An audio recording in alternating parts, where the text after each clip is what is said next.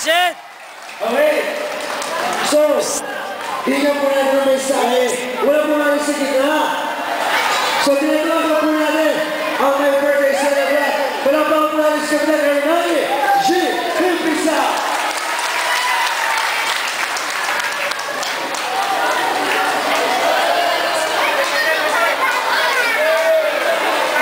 Salita ka. Talaga naman pinaghirapan ang direktor. Nakakaya natin ako Okay, muli magandang hapon. Kanina talagang nasaksiyan ko lang. Yung medyo mga nanay, ang ipinakita talaga modern, no? Yun naman mga bata, ba? Yun naman yung mga pang-oldies. Naku po na. Kaya baliktad na. Sinabi na huwag. Pero, ganun pa nga. Talagang lapit sa kasiyahan. Kasiyahan ako. DJ lang. Siguro, itong aking kasiyahan ko ay susuklihan ko din. Naku po na. Nasusuklihan ko kasi magkakita yung pa. Balpox beauty. April yun. Nakakaiyak na kita. Talagang napapapa kasi nanduwa ko sa sinila.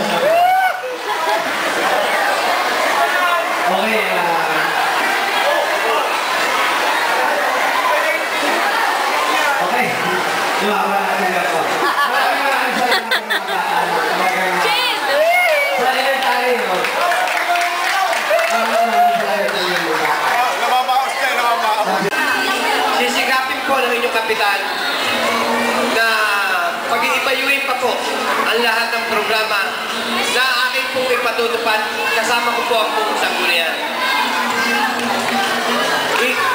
Ipakikita po namin sa inyong lahat kung saan naman po yung budget po ng barangay ay may pakita po namin sa inyo ng ayos pa. Patuloy pa po namin susuwalat ang mga gastusin ng barangay para po sa ganon.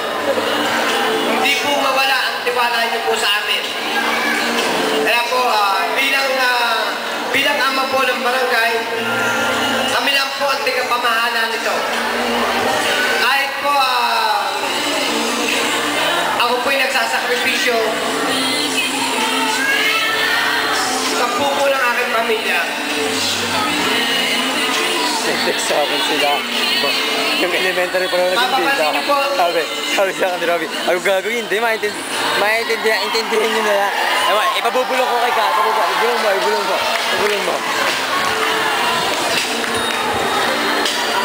Napapansin niyo po kasi dalawang anak ko dito ngayon.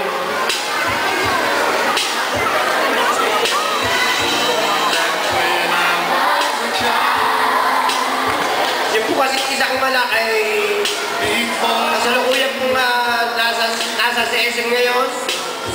Napawalay po sa akin kahit po siya po ay naghahanap buhay doon ngayon sa SMD pa. Napakahirap po dahil first time lang po napaiwalay sa akin ng aking anak. Hindi po kami magkakasama ng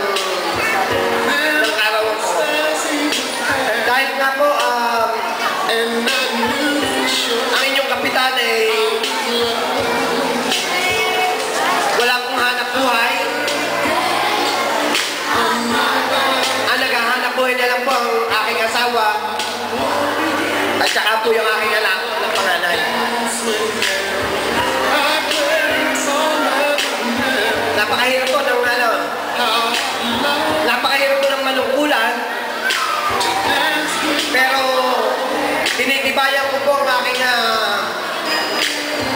sarili dahil po sa lahat ng umaasa sa akin ng mga kabarangay ko.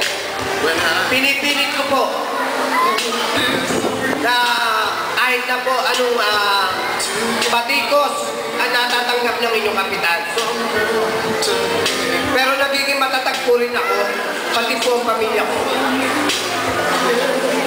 Na minsan, napakahirap po manungkulan. Pero sa dami po ng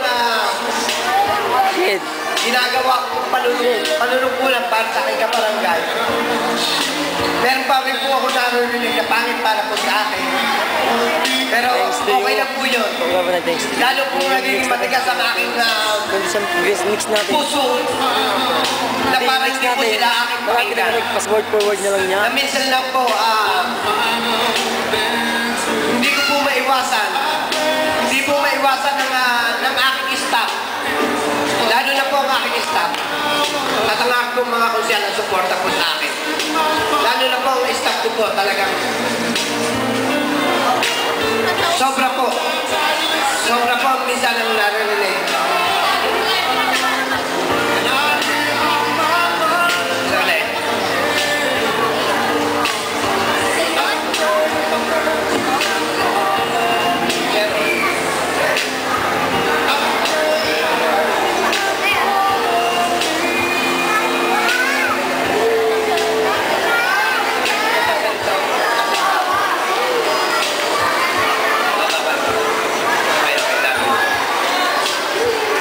Tumawag po yung aking pangalan.